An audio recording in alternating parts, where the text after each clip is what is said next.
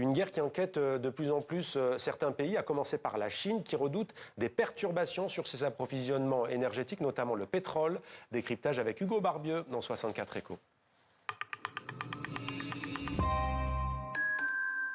Bonsoir Hugo, la Chine qui craint tout simplement la panne sèche ? Eh bien oui, les plus hautes autorités économiques à Pékin demandent maintenant aux raffineries chinoises comme PetroChina et Sinopec d'arrêter de signer de nouveaux contrats et d'annuler les expéditions d'essence et de gazole.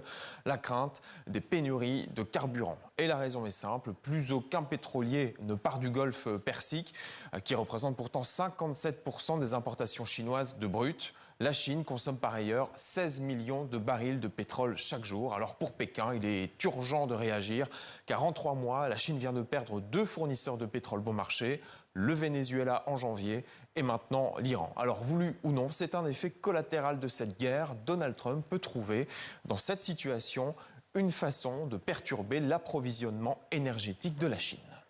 Et Hugo, il y a un autre effet collatéral, c'est la Russie qui pourrait se retrouver renforcée ?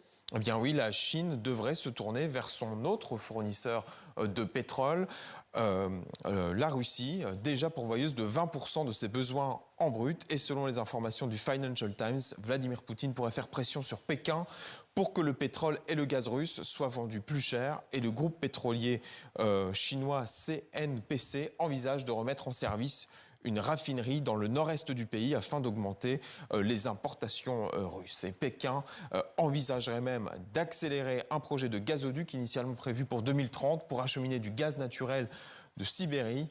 À Pékin, toutes les options sont donc sur la table. Le ministre chinois des Affaires étrangères résume ainsi la situation d'une phrase. La Chine prendra les mesures nécessaires pour préserver sa propre sécurité énergétique.